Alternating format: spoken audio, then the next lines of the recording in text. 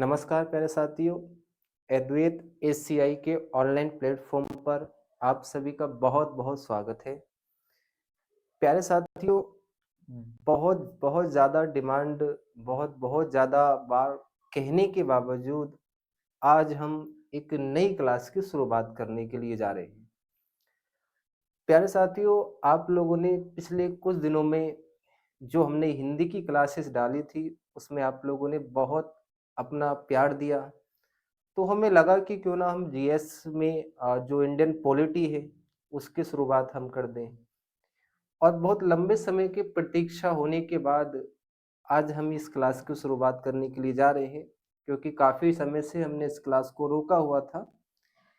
तो आज हम इस क्लास की शुरुआत करने के लिए जा रहे हैं और आज की जो केवल और केवल क्लास होने वाली है आपकी, वो आपकी पॉलिटी यानी संविधान या भारत की राज्य व्यवस्था का केवल और केवल हम पाठ्यक्रम को ही समझेंगे। क्योंकि सबसे पहले हमें यही समझना होगा कि अगर हम पॉलिटी को पढ़ रहे हैं, इंडियन पॉलिटी पे अगर हम चर्चा कर रहे हैं, तो हम किन-किन पहलुओं पे चर्चा करेंगे। अगर हमें उसका पाठ्यक्रम ही नहीं पता होगा, पाठ्यक्रम ही नहीं मालूम होगा, तो हम आगे की तैयारी को निरंतर और सिस्टेमेटिक तरीके से नहीं कर पाएँगे। तो पाठ्यक्रम को हमने बहुत सोच समझ करके उसको तैयार किया है। जिस सीक्वेंस से हम आपको पढ़ाने वाले हैं, उसी सीक्वेंस से हमने पाठ्यक्रम को इस क्लास में सजोया है। तो आप प्यारे साथियों अपना प्यार बनाए रखिएगा और इस क्लास में आप पाठ्यक्रम को ध्यान से समझेंगे। तो आइएगा समझते हैं। सबसे पहले भारत की राज्य व्यवस्था यानी इंडियन पॉलिटी जिसको हम बोल देंगे। इसकी क्लास नंबर फर्स्ट है और ये है भारत की राज्य व्यवस्था का पाठ्यक्रम।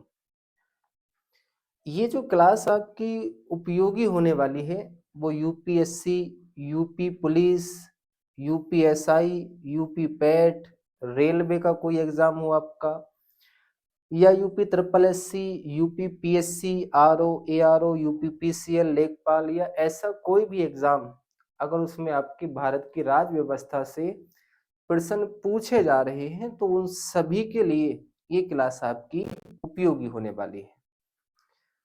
क्या पढ़ेंगे हम इस क्लास में, आज की क्लास में वही जानते हैं। तो आइएगा शुरुआत करते हैं। जैसे सबसे पहले जो हम इसमें पढ़ेंगे वो आपका भारतीय राज्य व्यवस्था का पाठ्यक्रम, जिसमें पहला जो बिंदु होगा वो होगा संवैधानिक ढांचा। संवैधानिक ढांचे से मतलब क्या है कि हम इसमें ये जानेंगे संविधान का जो ढांचा है, संविधान कैसे बना है, वो सारी चीजें हम इसमें पढ़ेंगे। तो सबसे पहले हम संवैधानिक ढांचे पे चर्चा करेंगे और संवैधानिक ढांचे में सबसे पहला जो आपका टॉपिक होगा वो होगा संविधान से जुड़े महत्वपूर्ण शब्द। संविधान में केवल और केवल हमें शब्दों को ही समझना होता है कि आखिर ये जो शब्द हैं इनका क्या अर्थ है, मौलिक कर्तव्य का क्या अर्थ है, मौलिक अधिकार का क्या अर्थ है। तो बहुत सारे शब्द हैं, लोकतंत्र क्या है, गणतंत्र क्या है, प्रजातंत्र क्या है, इन सभी शब्दों पर आपसे हम क्या करेंगे, चर्चा करेंगे। तो पहली क्लास बहुत महत्वपूर्ण क्लास आपकी होने वाली है, जिसमें महत्वपूर्ण शब्दों को समझेंगे। फिर हम समझेंगे संविधान की ऐतिहासिक पृष्ठभूमि, यानी कि जो संविधान बना उसके पीछे की बैकग्राउंड क्या थी, हिस्टोरिकल बैकग्राउंड, वो सारी चीजें हम समझेंगे। तीसरा हम समझेंगे संविधान का निर्माण, संविधान कैसे कैसे बना, वो चीजें हम जानेंगे। संविधान की प्रमुख विशेषताएं, संविधान की क्या क्या विशेषताएं हैं, वो हम आगे चर्चा करेंगे। फिर संविधान की प्रस्तावना को हम पढ़ेंगे। फिर भाग नंबर 1 यानी संघ एवं इसका क्षेत्र हम पढ़ेंगे। फिर भाग नंबर 2 यानी कि नागरिकता के बारे में हम जानेंगे। नागरिकता होने के बाद में उसके बाद में आगे हम जानेंगे मूल अधिकार, भाग नंबर 3 के बारे में। फिर हम जानेंगे राज्य के नीति निर्देशक तत्व, डीपीएसपी के बारे में। फिर मूल कर्तव्य पढ़ेंगे। मूल कर्तव्य के बाद संविधान का संशोधन पढ़ेंगे और उसके बाद में हम पढ़ेंगे संविधान की मूल संरचना। तो पहला जो सेगमेंट होने वाला है, पहला जो भाग होने वाला है, उस भाग में हम इतने सारे बिंदुओं पर आपसे क्या करेंगे, चर्चा करेंगे। आगे जो हम पढ़ेंगे इसके बाद में अगला जो सेगमेंट होगा हमारा वो आपका हो जैसे देखिएगा अगला सेगमेंट क्या होगा। अगला सेगमेंट हमारा होने वाला है सरकार की प्रणाली।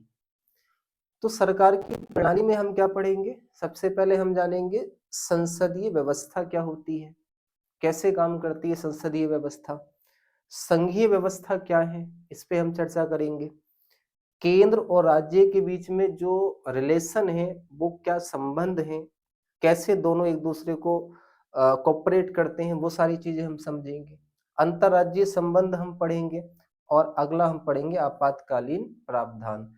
तो भाग नंबर 2 आपका सरकार की प्रणाली होने वाला है, जिसमें इन 5 बिंदुओं पर आपसे क्या की जाएगी, चर्चा की जाएगी। इसके बाद में अगला जो भाग नंबर 3 होने वाला है आपका, वो होने वाला है केंद्र सरकार के बारे में। अब आप ये ना सोचे कि सर इतना गहराई से हम चीजों को जा रहे हैं। तो बेटा आपको अगर सिलेक्शन लेना है तो आपको कुछ ऐसा अलग करना होगा जो और नहीं कर रहे हैं।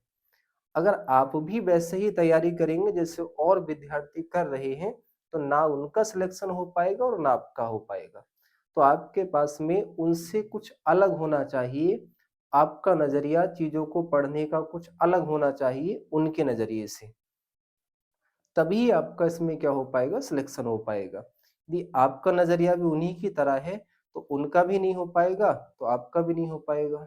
आगे देखेंगे तो केंद्र सरकार में हम पढ़ेंगे राष्ट्रपति के बारे में, हम पढ़ेंगे उपराष्ट्रपति के बारे में, प्रधानमंत्री, इसके कार्य, केंद्रीय परिषद, मंत्रिमंडलीय समिति कौन कौन सी हैं, संसद के बारे में हम पढ़ेंगे, संसदीय समिति, संसदीय मंच, इन पे हम चर्चा करेंगे, और संसदीय समूह, और उसके बाद में हम पढ़ेंगे उच्चतम न्यायालय के बारे में। तो ये सारी चीजें हम पढ़ेंगे। इसके बाद आगे क्या होने वाला है, तो फिर आपका आपका हो जाएगा राज्य सरकार। जैसे राज्य सरकार में हम क्या चर्चा करेंगे, तो सबसे पहले राज्यपाल के बारे में हम पढ़ेंगे, फिर मुख्यमंत्री के बारे में, राज्य मंत्री परिषद के बारे में हम पढ़ेंगे, राज्य विधानमंडल के बारे में हम चर्चा करेंगे आपसे, फिर उच्च न्यायालय, अधीनस्थ न्यायालय जो होते हैं आपको उन पे चर्चा करेंगे, और कुछ राज्यों के लिए जो विशेष प्रावधान किए गए हैं उन पे आपसे चर्चा करेंगे। जब ये सारी चीजें कंप्लीट हो जाएंगी तो उसके बाद में अगला जो आपका होने वाला है वो आपका कुछ इस प्रकार से कुछ अन्य बिंदु हो जाएंगे, जैसे बारे में, जिसको आप बोल देते हैं ग्राम पंचायतें या नगर निकाय। फिर हम पढ़ेंगे केंद्र शासित प्रदेश और विशेष क्षेत्र के बारे में। इसके बाद में हम संवैधानिक निकाय पढ़ेंगे, कुछ कॉन्स्टिट्यूशनल बॉडीज। फिर गैर संवैधानिक निकाय के बारे में हम पढ़ेंगे, अन्य संवैधानिक आयाम हम जानेंगे, और उसके बाद में हम पढ़ेंगे राजनीतिक गतिशीलता, और कुछ और बिंदु रह जाएंगे जिसको हम कुछ अन्य महत्वपूर्ण आयामों में आपसे चर्चा करेंगे। तो ये ओवरऑल आपका क्या होने वाला है, पूरा सिलेबस होने वाला है। इस बात को आपको ध्यान में रखना है, इस क्लास को आपको संयम के साथ में लेना है। कोशिश करेंगे आप डे बाय डे इस क्लास को लें, कोई भी क्लास आप मिस ना करें। तो आज के लिए इतना ही काफ़ी है। धन्यवाद। बात करते हैं अगली क्लास में।